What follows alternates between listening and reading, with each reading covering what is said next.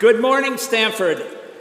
I'll tell you, seeing so many students up this early in the morning is really a great experience for the president of the university.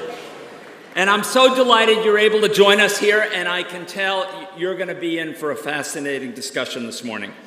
If you think about our university and what makes it unique, it is that bold entrepreneurial spirit, that pioneering spirit that Jane and Leland brought to us when they marched across the country to come to the West Coast and help found this university. Today, we remain committed to pursuing opportunities that will change the world, to using our knowledge in important ways to work on the grand challenges we face. But that entrepreneurial spirit is about more than just launching the next startup. It's also about training and educating people who will go out and make our world better.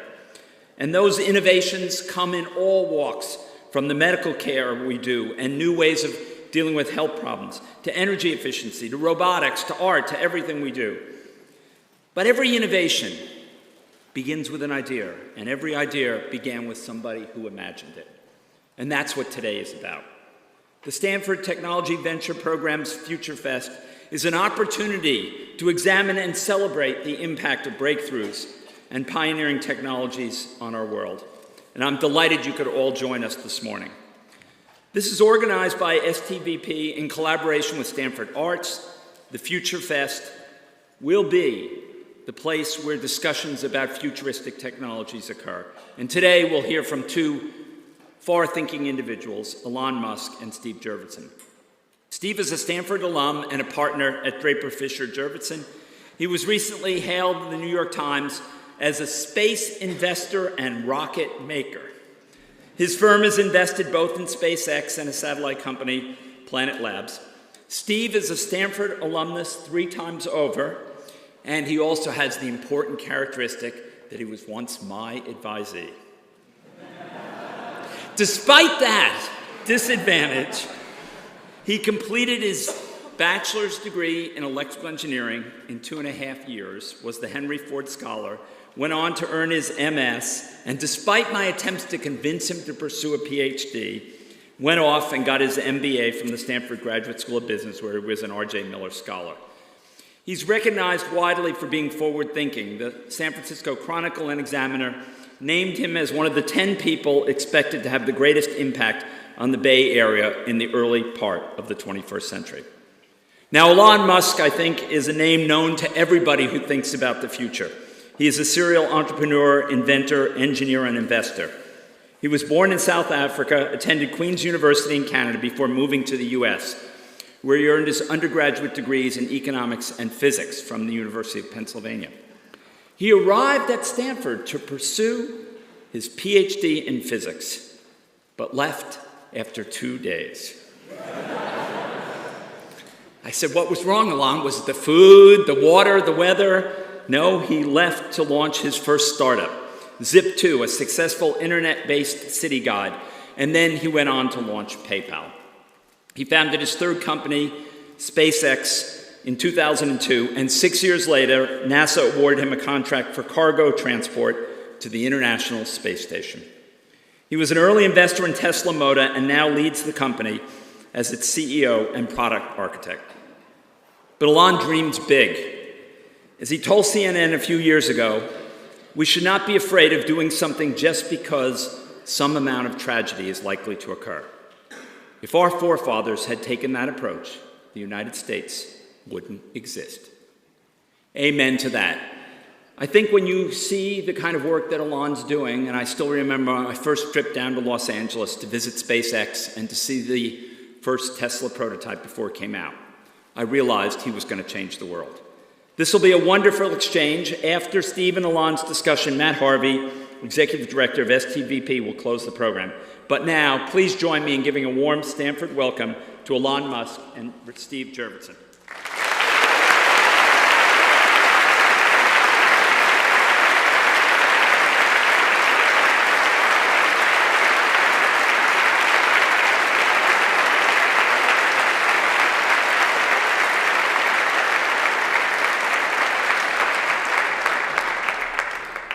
Thank you, President Hennessy, and this is a daunting venue. I feel like we should sing or something. Dance, perhaps?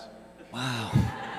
Okay, so FutureFest. Today is all about the future, and I can't imagine a better person to speak with about that than Elon Musk. He is forging the future, as you all know, across multiple industries, repeatedly, in the most spectacular way, in a way that others have failed before him, and perhaps unprecedented in history. So I'm a big fanboy.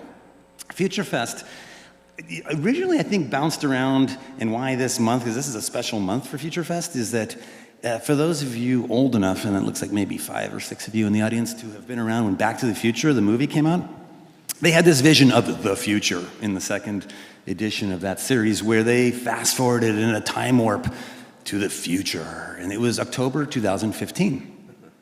And they had flying cars and hoverboards and biometrics and video calls and what looked like Google Glass a lot of the times and a lot of other stuff that was completely cockamamie. But some of those dreams were true, some were not. And as a framework for FutureFest, we can think to the past and our dreams that did or didn't come true. I think that's where we'll start, and then move to the future. We're sitting here today. What do we think the future may bode? So turn to Elon maybe as a starting point. As you think back to your high school days 30 years ago when we were both there and dreaming of that future, what about today is or isn't in accordance with what you thought back then? I mean, where have your dreams of the future, the bold visions, met or not met reality today? Well, I think the most remarkable thing that we do have today is the internet and access to all the world's information from anywhere. So that's having a supercomputer in your pocket is, I think, something people wouldn't have predicted, in Back to the Future. Yeah. So that's the biggest thing. And probably what they would be most surprised at is that we haven't progressed more in space. So people would have expected, I think, to have a space hotel. In fact, Arthur C. Clarke, 2001 should have happened. Yeah, exactly. I thought 2010 was really crazy, in terms of space advancement. So it would be going to Jupiter and that kind of thing. So that's probably the most surprising thing. Particularly if you go back even further, if you say in '69 when people first landed on the moon, if you'd asked the public what would the situation be in 2015, I think they would imagine that we would have a base on the moon, a base on Mars, and be all over the solar system by now. Mm-hmm. That's probably the biggest. So what happened? I mean, is there any pattern you can sense for where our dreams and science fiction realities drift from reality and where they are reality? Is there some reason you think, because we have dreams today of where that we're going to have these Mars colonies in the near future, and unless something jumps to mind, let me. I have a bunch of questions, by the way, from the audience as well here. I want to move to something a little more current as we move forward in time. 20 years ago, when we first met, you were starting your first internet company of 2, the one before PayPal, Zip2. And I know that in your youth, you envisioned a variety of industries that needed to change. When you were pursuing your first one, did you imagine you would get to the next one and the next one? No, I mean, when I was in college, I just thought, well, what are the things that are most likely to affect the future of humanity, just in, at a macro level? And it just seemed like it would be the internet and sustainable energy, making life multiplanetary, and then genetics and AI. And I thought the first 3, if you worked on those, they were almost certainly going to be good, and then the last 2 are a little more dodgy. In terms of the net benefit? Yeah. It's with a double-edged sword, and you're not sure which edge is the worse. Interesting. So it seems like begging the question, are genetics and AI the ones that are ripe for students today to be thinking about as they look to the future? I mean, they are. Yeah. My cousin, I have a younger cousin who's just finishing up sort of a physics and computer science degree, actually at Berkeley. We know. And he says everyone there is in the computer science department is working on AI. So I think we're going to see some crazy breakthroughs in the next few years on that front. Yeah, I want to come back to that later as we look more to your vision of the future. As you think back though to your younger self, where many of the people in the audience are themselves college students and either undergrad or grad programs and are thinking about the world they're entering. And I'm curious, this may be an odd question, but one that I find fascinating. As you think here today back to your younger self, is there any advice you wish you could have given your younger self with hindsight, given what you know now? Well, I mean, I give like a lot of advice. Yeah, dating, a whole bunch of things like that. Yeah. Yeah, I got you. But it's just in terms of how to think about a life trajectory, perhaps, or how to pursue your passions. I mean, I'm reasonably happy with how things turned out. So it's like... Touche. Yes, not terrible. Yeah, that's a good point. So, I think like if there's anything... I'll let you...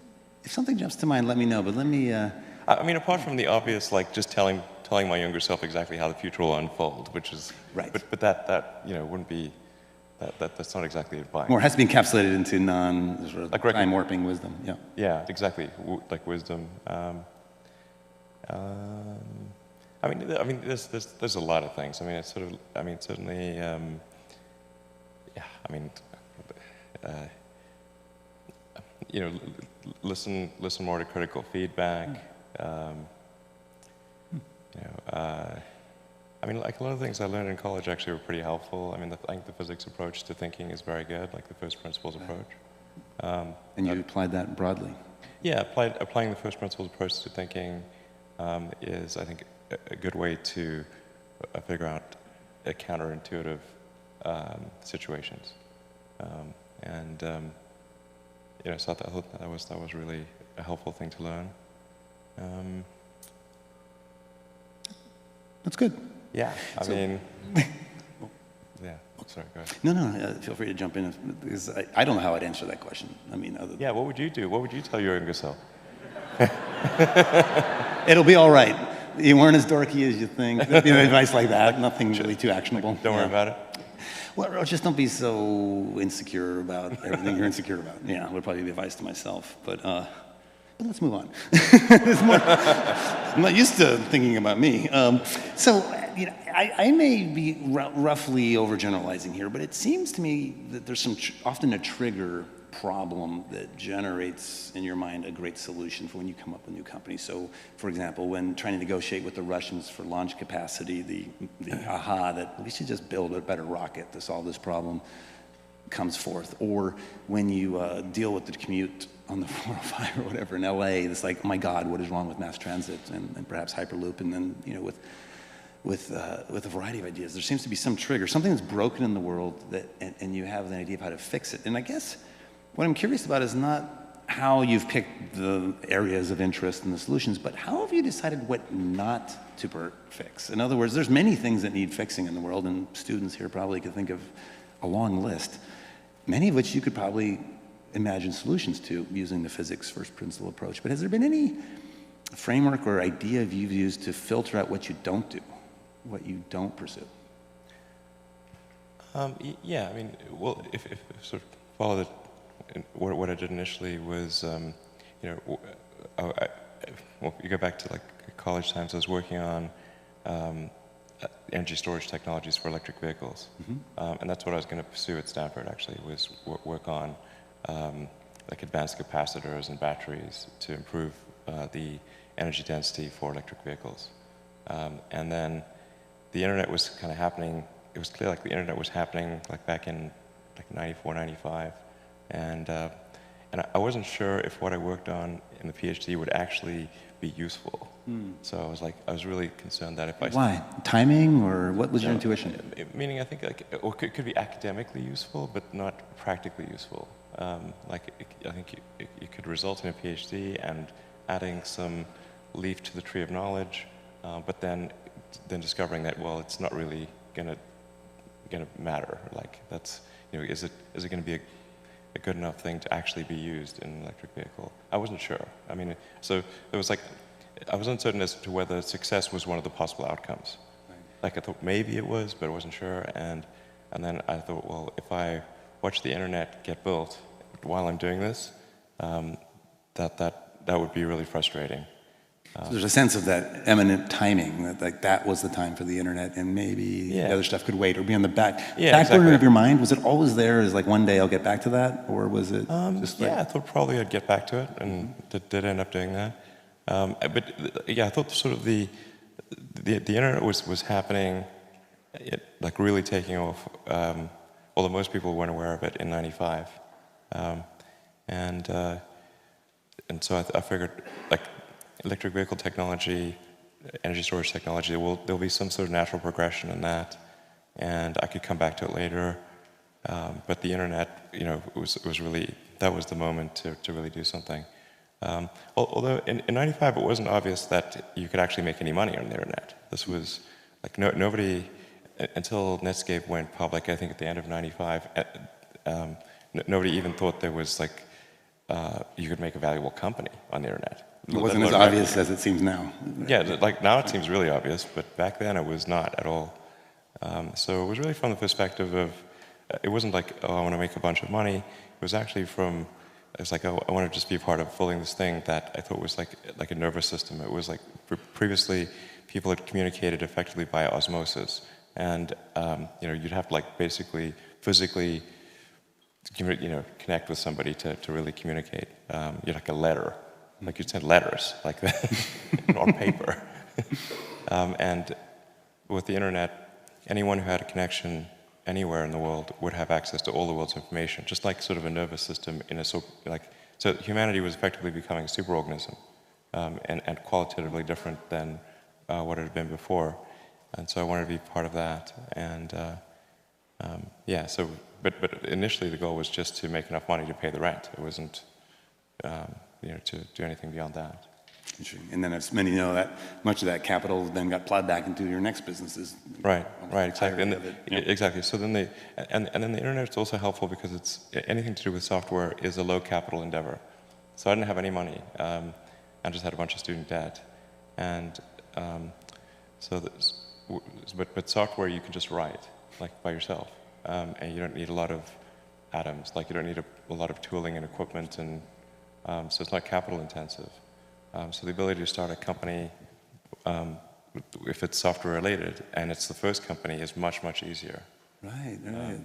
And yeah. It seems obvious now, but of course, the easier place to start, and then as you gain more of a personal reputation and have more personal capital, as some may or may not know, SpaceX was entirely funded by Elon for its first period, partially from, you know, and in an era when others probably wouldn't have funded it, right, in those earliest days. Well, and actually, I mean, the precursor to SpaceX was not, the idea wasn't really to create a company. It was to try to figure out why we hadn't sent people to Mars.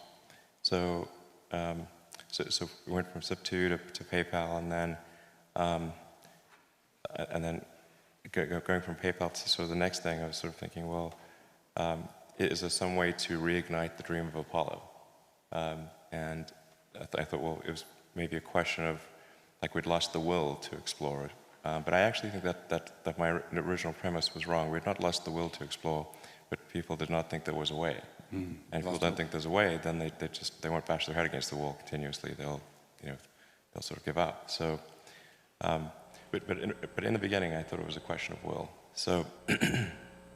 So that if we can send a small greenhouse to the surface of Mars, and you have seeds and nutrient gel, and you hydrate it upon landing, and then you'd have this little greenhouse on the surface of Mars, and people tend to respond to precedents and superlatives, and this would be the first life on Mars, as far as we knew, furthest that life's ever traveled.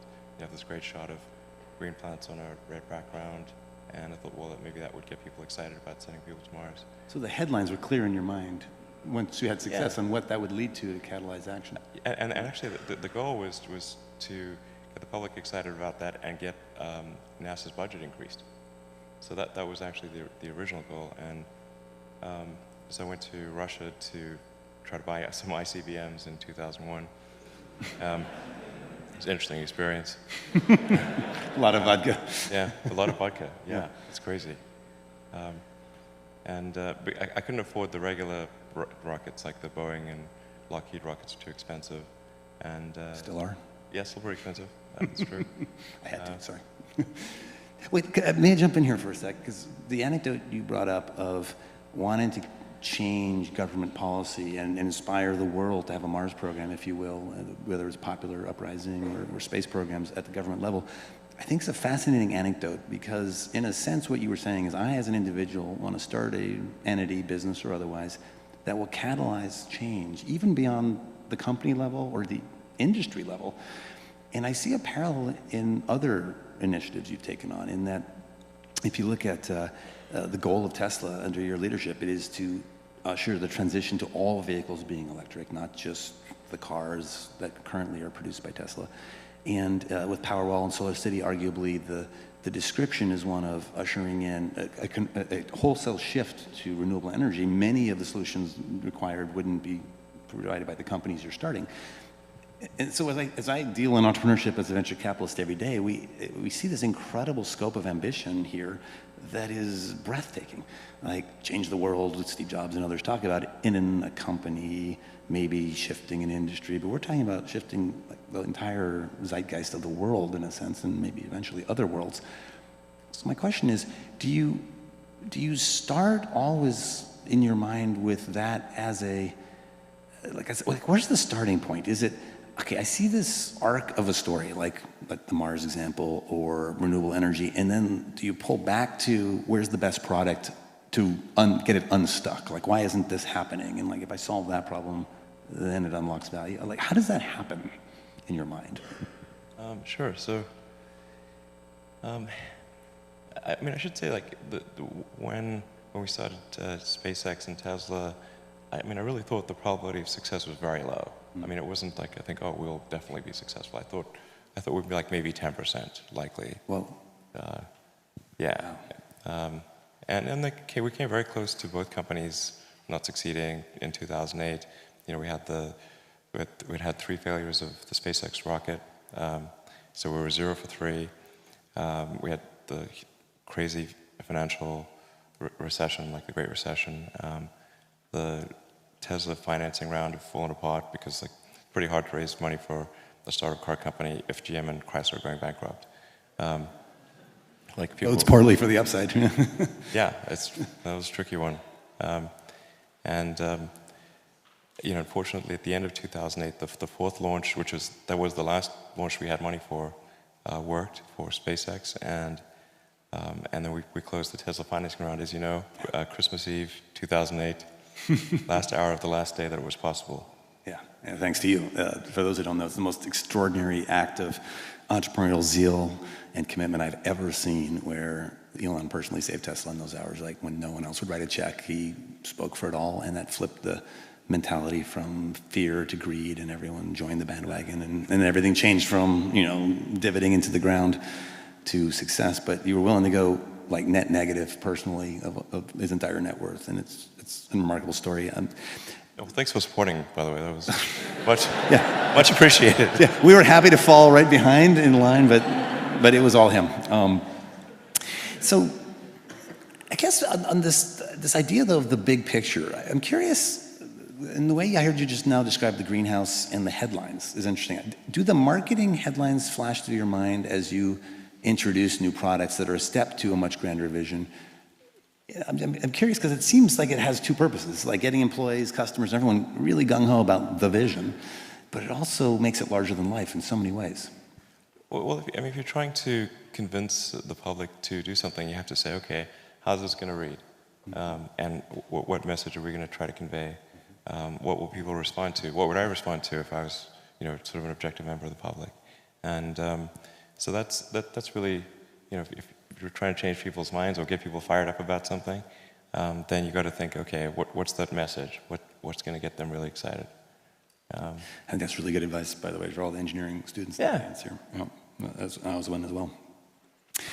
I'm curious, there's an adjunct sometimes to these grand visions, like making humanity a multiplanetary species, or shifting us to renewable energy, or making all vehicles electric, that has a purpose-driven element to it. There's a higher calling than the quarterly bottom line. In fact, there was a Tesla quarterly report, I remember famously, where the literally opening line was, while profits are not a priority, comma, you know, nevertheless. In the short term. Nevertheless, exactly. Yeah. And it occurred, I was struck by it at first, and it did occur to me that it's not like some sort of misdirected fiduciary question. To me, it seems like, how could you lead an industry transition if your business model was worse than what's already there? Meaning, like, if you weren't more profitable in the long term and a better business, why would anyone shift, right? So it almost seems like with the right purpose, profits follow.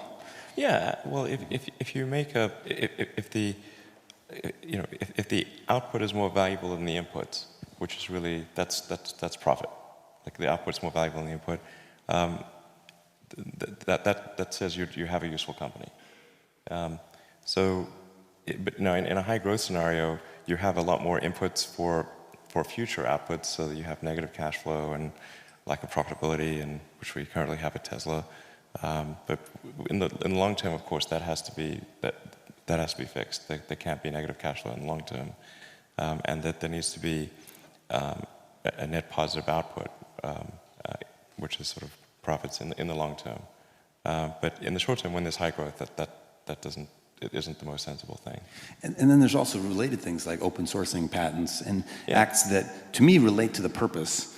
Let's let the whole auto industry do this. And I'm curious, what do you see from your vantage point as the benefits of a purpose-driven company? Meaning, when you have this thing that every employee and customer knows is the purpose of the company, how do you see that flowing through to benefits for the company? Well, I think having a purpose certainly is going to attract the very best talent in the world, because if people can, if there's something that's intrinsically enjoyable and the financial rewards are good, but then also it's something that's going to genuinely change the world, then I think that's a pretty powerful motivator. But I don't think like everything needs to change the world, you know? I mean, honestly, like there's lots of like useful things that people do, and I mean, I think really it should be like a usefulness optimization. Like just say like, is what I'm doing as useful as it could be? You're talking about the goal of an organization or a goal in general, yeah. And you know, just even if something isn't changing the world, if it's making people's lives better, I think that's great. And you know, even if something's like making only people's lives only slightly better, but it's a large number of people, then kind of like the area under the curve is quite good. So is that mathematical first principles of point utility and number? Exactly. The integral. Yeah. Okay. Like I mean, sort of like one could say like is like some app really making people's lives better? But if it's affecting a lot of people, even in a small way, then yeah, the sort of area is good. Interesting. So let's shift gears a little bit, since it is FutureFest. Looking to the future, right? We started 30 years in the past, but the future keeps accelerating. So let's maybe look 20 years in the future for an equivalent leap. Arguably 5 years in the future might be equivalent to the past 30, but let's say 20. So the year 2035, what does the future look like, as far as you can tell? What would you... 20 years. Yeah, 2035. Okay. Yeah, 20 years. It's always really tricky to predict the future. I mean, some of it's pretty obvious, like computing power is going to be just crazy. And the big change is the cost of computing power. Not so much the sort of circuit density, sort of the Moore's law thing. But if you look at, say, what is the actual dollars per per instruction, and that is, I mean that cost is dropping exponentially. And if you think about it, like if you're making a computer, you're rearranging silicon and copper, you know, so on a little chip, and once the capital cost of the development and the chip plant is paid for, the marginal cost of a chip is very, very tiny. So I think we'll see massively parallel computers and computing power and storage being, you know, as much as you want. And it's interesting. I too start with that. Like if I don't know what else to predict, but as a foundational thing, this seems like the safest starting, you know, premise. But then, what does that ripple through to in fields like genetics and AI, which you mentioned, autonomous driving, space-related topics? I mean, just ubiquitous computing everywhere. I think AI is going to be incredibly sophisticated in 20 years. When does it first wake up? It seems to be accelerating, and the tricky thing about predicting things when there's an exponential is that an exponential looks linear close up, but it's not linear. So and AI appears to be accelerating, from what I can see. And do you look at autonomous driving and point AIs like the Siri-like functionality as your guidepost? Well, I had sort of a debate about something like, is AI accelerating or not? And like he was saying, well, what's the y-axis? You know, if it's accelerating, you got t on the x-axis, but what's the y-axis? And I said, well, I thought about that, and I think you could have a recursive y-axis, so that if at any point in time your predictions for AI are coming sooner or later, that actually would help define whether it's accelerating or not. Whatever that axis was. So you might just look at the net change. It's sort of a recursive axis. Like, so if in any given year, if you find your predictions are going further out or coming closer in, that actually, you know, is one way to think of acceleration. Because otherwise, what's the qualitative or quantitative measure of AI? I was saying, like, if a given technology is always 20 years in the future. Yeah, if it's always 20 years in the future, it's like more logarithmic. So does AI seem like it's one of the most fastly accelerating things that you're aware of? Yes. And I can certainly see that with autonomous driving, where, 3 years ago, I thought it was 10 years away. And then 2 years ago, I thought it was 5 years away. Now I think it's 3 years away or less than 3 years away. Wow. So, and when you say away, like released to market, available for consumer adoption, as opposed to prototyping? No, I mean like the technology works. There's a sort of second question as to when regulators would approve it. Yeah. But like good luck with that. the technology works technology works as a general solution. So like autonomous driving, like basically works anywhere. So it could be sooner for point things, like highway only or. I mean, highway only, we're already in public beta with this at Tesla, so we'll be hopefully in the next several weeks releasing to all of the cars that have the autopilot hardware, which is all cars built in like roughly the last 12 months. Wow. And so this seems like one of those things that once you've experienced it, the inevitability of it becomes more apparent. Kind of like the first time I sat in an electric vehicle, it's just so clear, and same with autonomous vehicles. Do you think that will help persuade public opinion? And like the regulatory question is an interesting one, because as technology continues to accelerate, human nature doesn't, and acceptance of change. I'm just not sure if there's, like, as we look out in the future, should we assume that no matter how fast something like Moore's law accelerates, there's always the counterbalancing force of human nature and habit? I think there's always going to be the sort of there's always going to be human nature, and it's sort of difficult to predict. I think how that will affect things. But I mean, I'm not sure if I fully answer your question. So in terms of what I think 2035. Oh yeah, please. So for sure, ubiquitous computing, AI that's beyond anything like the public appreciates today. I think we'll have most of the new vehicles being produced being electric, and we'll probably have a supermajority of energy being produced being sustainable. So I think we're headed solar primarily in your mind. Primarily solar, yeah. So I think those are sort of some good things. Like I think we'll be hopefully on a good path for sustainable energy.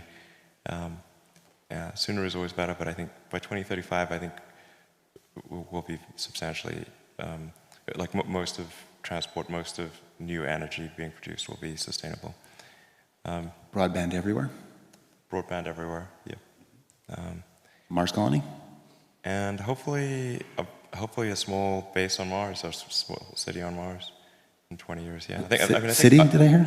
Well, okay, fine, town, village. Hamlet. I mean, that's exciting. I mean, that could get people fired up about the future. Yeah, I do. I agree, exactly. I think that the idea of being multi-planet species and getting out there and exploring the stars is one of those really inspiring, exciting things.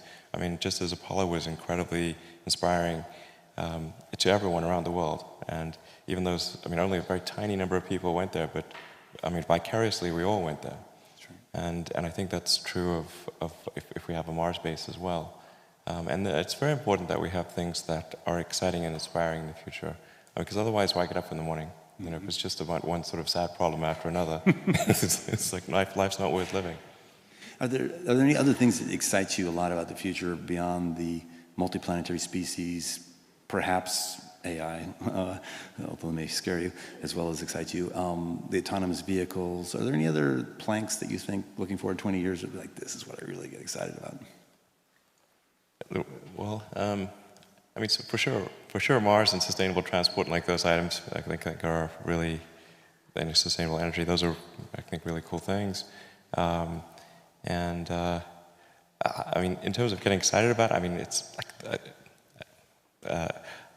I think we'll probably start seeing like more like truly cyborg activity, like human brain like brain-computer interfaces. Okay.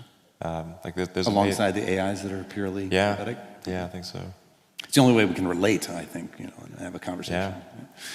I mean, there are amazing things happening these days. Like they've been able to figure out how to do an artificial hippocampus in rats and monkeys, and now they're looking at doing that to solve severe epilepsy. About half of severe epilepsy cases originate in the hippocampus, and by having sort of an artificially augmented hippocampus, they can actually solve, I believe, the severe epilepsy cases. Wow, that's amazing. So it's like, I'm like, wow. And you can read and write information back to the chip from your brain at the individual neuron level, like today.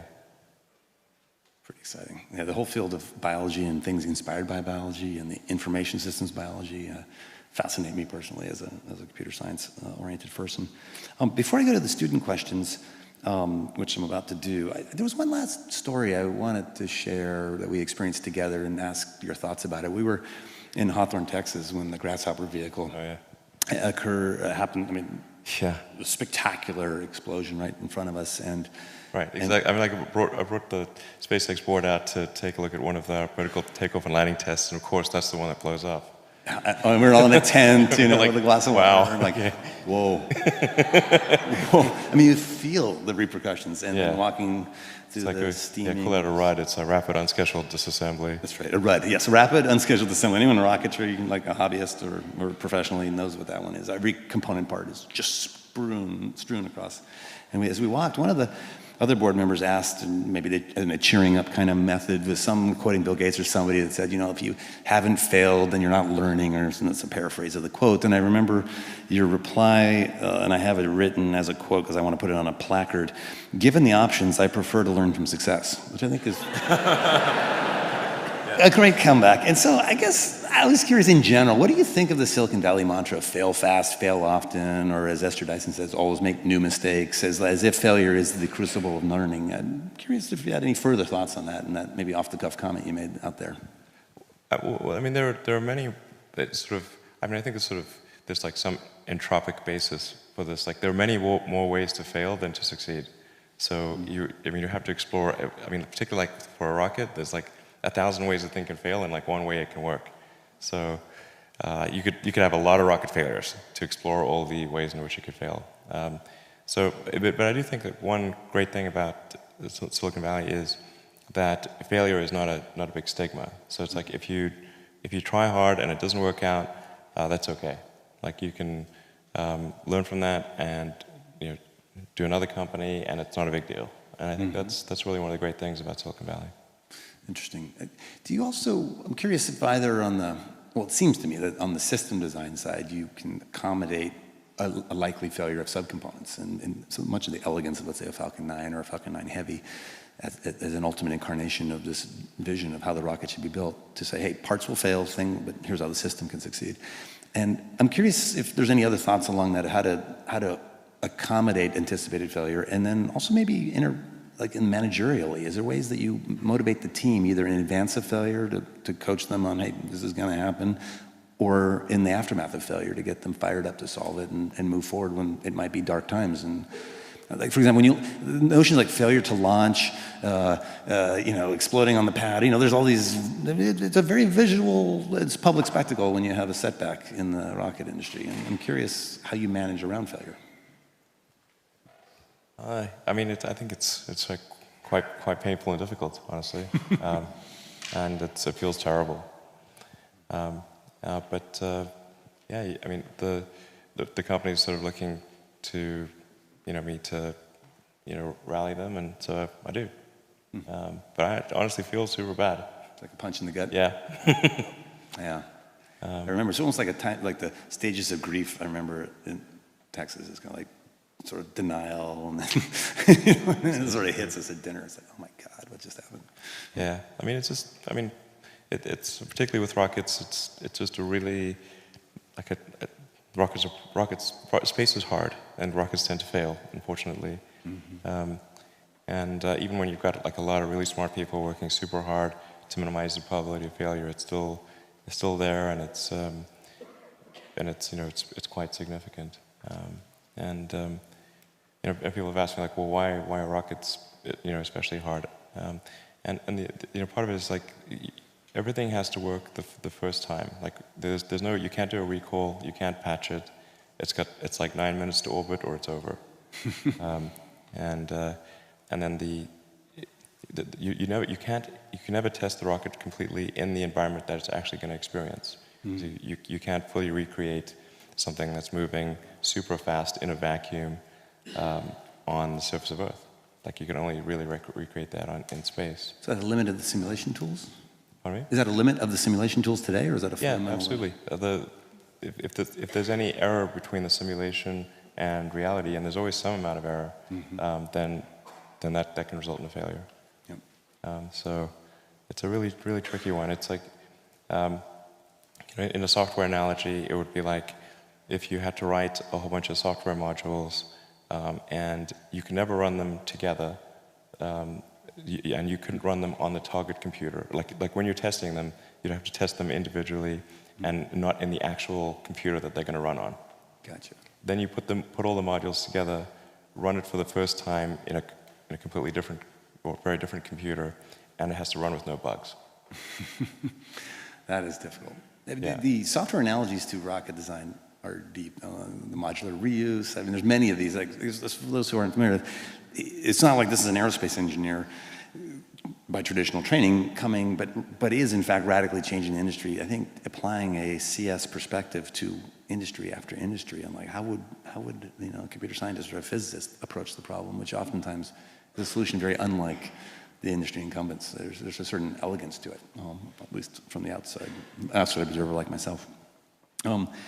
Let me switch, if I may, to some student questions, which will be completely in a different direction. First one comes from Nick Zhu in an architectural design co-term, so this will be switching more to the other side of our brain for a moment. What do you look for in design, and related, if you'd like, what do you look for in art? Design might be more immediately relevant, but that's where he's coming from. Sure. Yeah. I think there's, you want to make something beautiful. You want to trigger whatever fundamental aesthetic algorithms are like in your brain. You have, I think, some intrinsic elements that represent beauty, and that trigger the emotion of appreciation of beauty in your mind. And I think that these are actually relatively consistent among people. Not completely. Some people not everyone likes the same thing, but there's a lot of commonality. But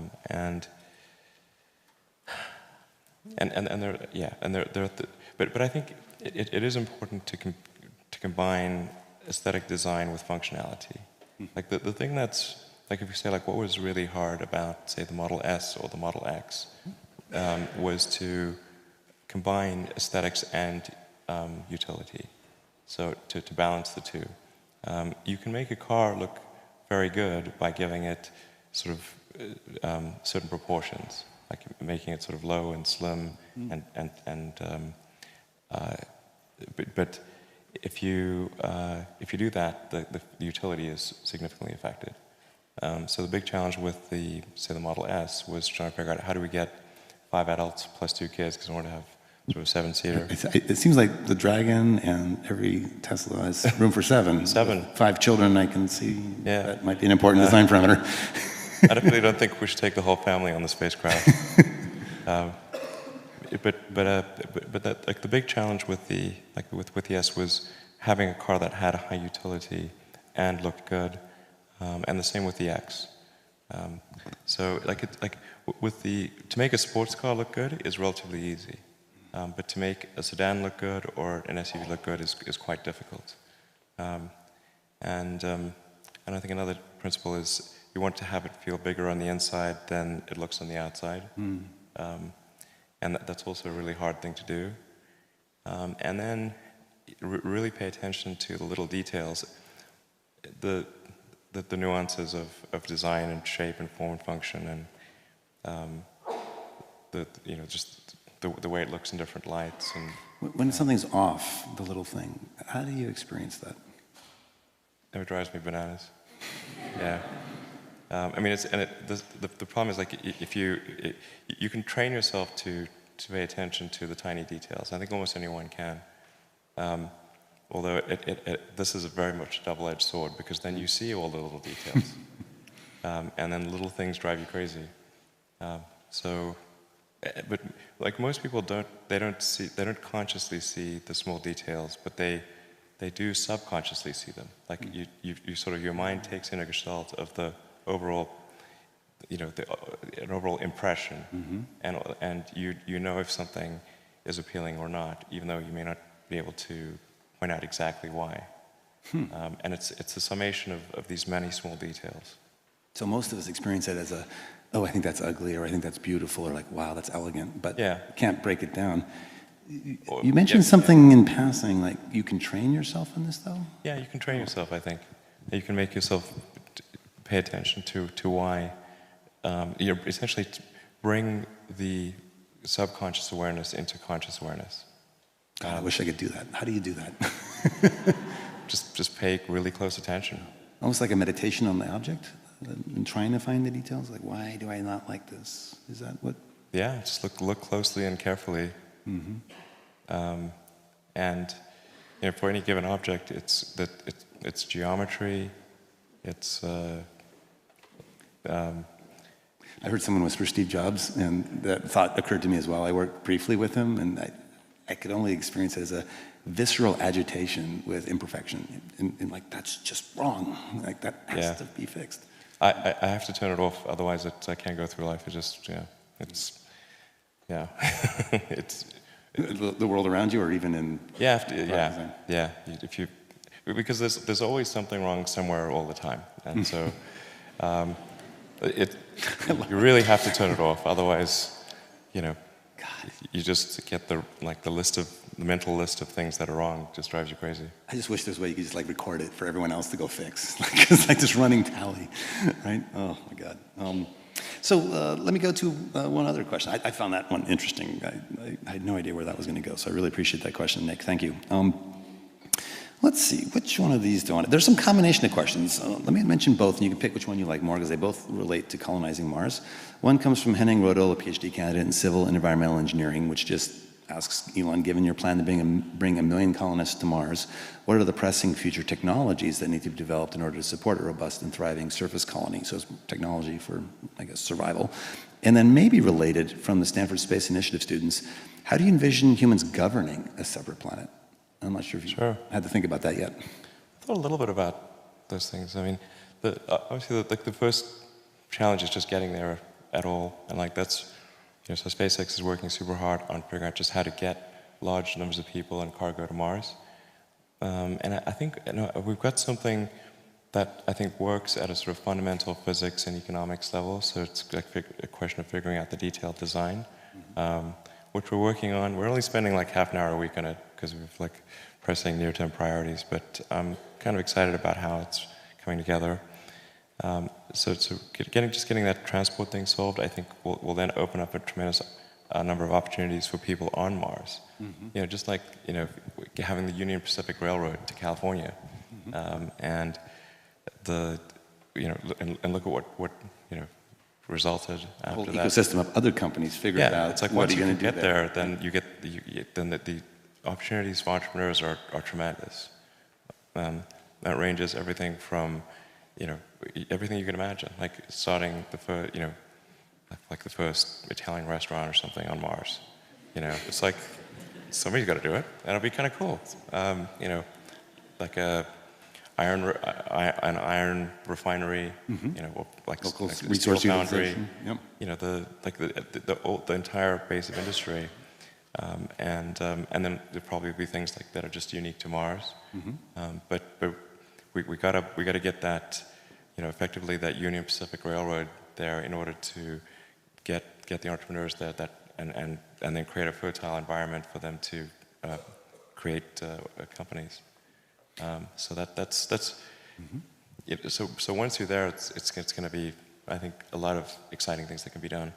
And in the beginning, people would live in kind of glass domes, but over time, we would terraform Mars and make it like Earth. So I think there'd just be a lot of super exciting things that are hard to predict. Just like when they were building Union Pacific, nobody would have predicted Silicon Valley and Hollywood. Right. That would have been like, And urbanization in general. Yeah. Well, that California would be like the most populous state in the country. Like they'd be like, that sounds crazy. before them gold was discovered, right? Yeah. I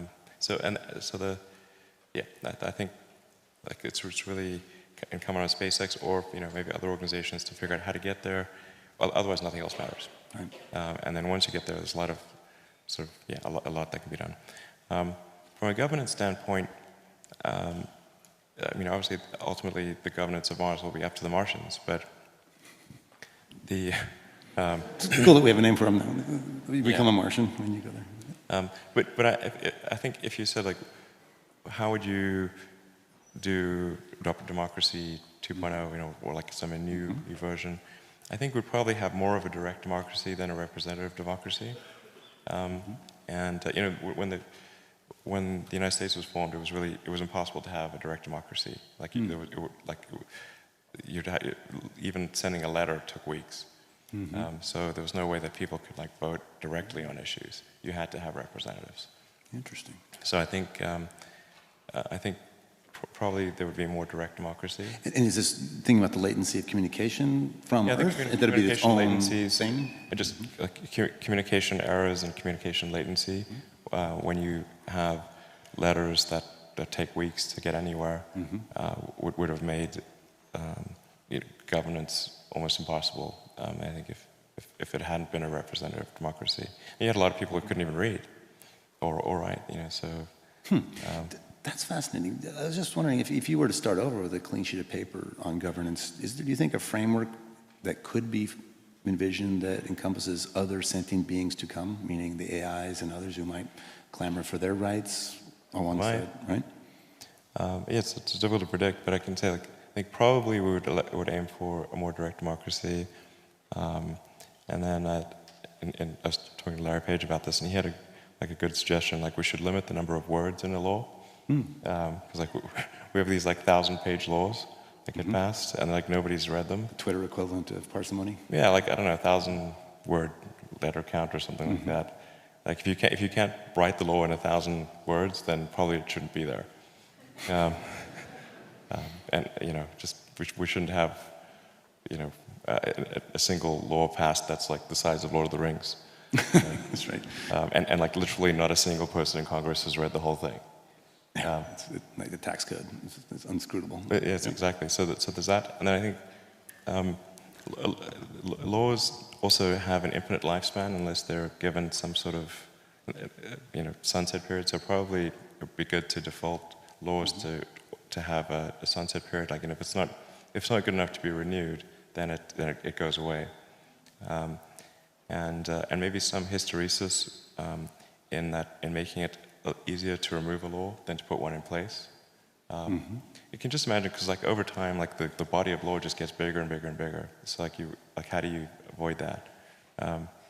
And you have inertia associated with laws, and so maybe it would take 60% to create a law, but only 40% to remove a law. Oh, interesting. Oh, fascinating. Yeah. Something like that. Those are like the rules of a constitutional democracy have such a profound impact, and to have a new playground would be fantastic. There's something embedded in what you said a moment ago that I want to highlight on a transition to perhaps a closing question.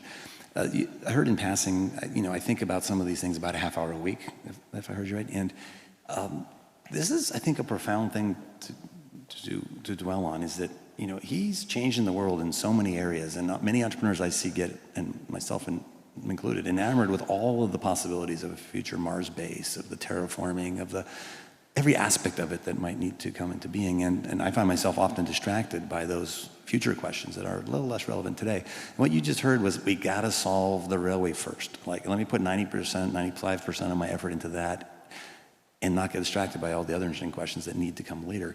And I remember a few years ago, maybe 3 or 4 years ago, trying to get you to brainstorm with Craig Venter about, doing a sample return from Mars and sending a genetic sequencer there to help understand life there that might exist, et cetera.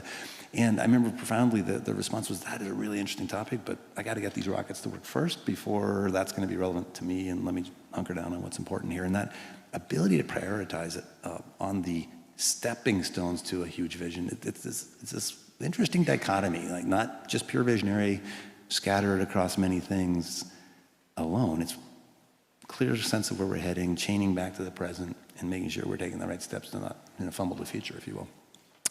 I wish we could all do that in the way we try to implement change. So let me move, if I may, to one last question, which could be broad or not, which is, there's a lot of people here from all kinds of parts of the world, and I think everyone who hears your story, an immigrant from South Africa through Canada to the US, taking on 4 or 5 different industries with great aplomb and success, is inspiring.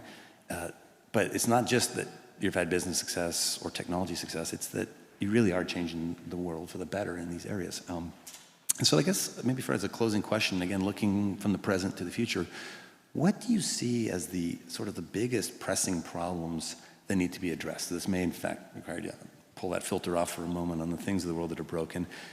And if everyone here in the audience could be a change agent themselves in their area of passion, what would you hope to catalyze today? If you could say, guys, go solve this big, hairy problem and figure out why it's broken. Honestly, I don't think everyone needs to go, try to solve like some big world-changing problem. I think that, like, I really think, like, we should just think, like, are we doing something that's useful to the world? Like, if you're doing something useful, that's great. Imagine it's like Animal Farm. I really think some things are more useful. Sure. Sure, but maybe one of your personal pet like, I just think that like sort of a usefulness optimization is like, that's like a really good thing. If you've done something that's useful to your fellow human beings, you've done a really good thing, and people should feel proud of doing that. It doesn't always have to be something that's going to change the world. Sometimes the world should just keep going in a particular direction. Help the world. It might be going in the right direction, and in a lot of ways, the world is, and we are in great shape. In that, if you look at, say, violent crimes, per capita in the world, it's at an all-time low. We're actually quite prosperous, and compared to history, I think there's a lot of things to feel good about in terms of how the world is today. Access to information is incredible. Anyone with like a $100 device has access to basically all the world's information, which is an incredible thing. So I honestly, I just think like the best thing for people to try to do is say, like, hey, what is something that I can do that would really be useful to the world, and just do that, and it's great. Well, fantastic. Thank you so much for being with us today on FutureFest and Forging the Future.